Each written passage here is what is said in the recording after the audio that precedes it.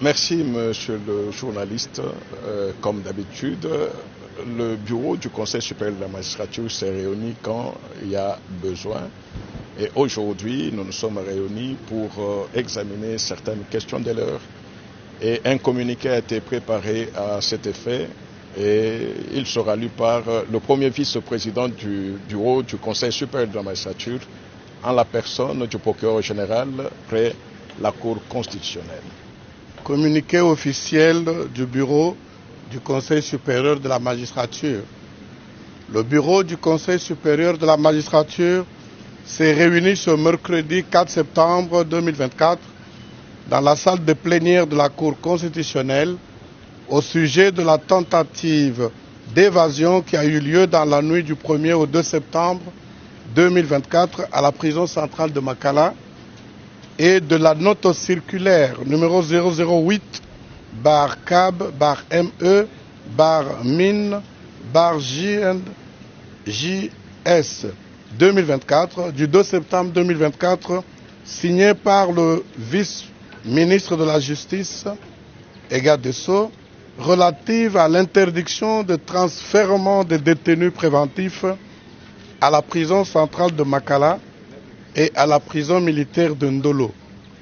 À ce propos, le bureau note ce qui suit.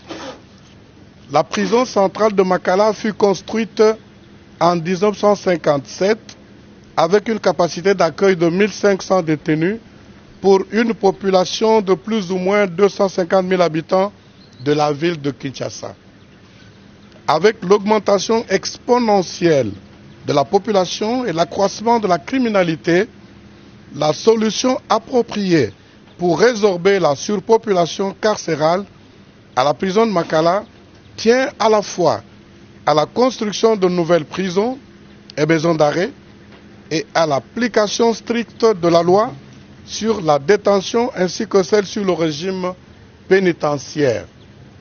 Contrairement aux déclarations faites lors des sorties médiatiques du vice-ministre de la Justice et garde des Sceaux, les magistrats ne sont pas responsables de la tentative d'évasion qui a eu lieu à la prison de Makala.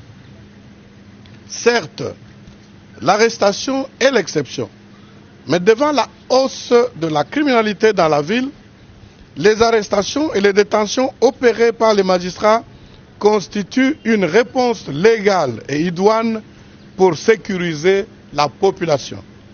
En effet, le suspect et toute personne soupçonnée d'avoir commis une infraction ou violé la loi pénale.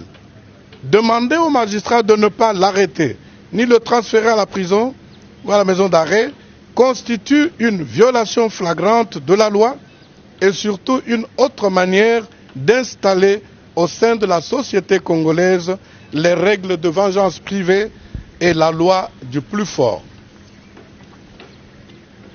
Les déclarations du vice-ministre de la Justice et garde des Sceaux sont de nature à exposer les magistrats à la vindicte populaire alors qu'il existe au sein des institutions publiques un cadre de concertation entre le Conseil supérieur de la magistrature et le ministère de la Justice, lieu indiqué pour traiter des questions transversales relatives à l'administration de la justice. Le bureau du Conseil supérieur de la magistrature invite les magistrats à poursuivre l'accomplissement des tâches de la profession dans le strict respect de la Constitution et des lois de la République pour l'émergence de l'État de droit en République démocratique du Congo. Par conséquent, ils sont tenus de rester calmes et de respecter en toutes circonstances les règles d'éthique et de déontologie. Le communiqué est signé par le président du Conseil supérieur de la magistrature et tous les membres du bureau du Conseil supérieur de la magistrature. Je vous remercie.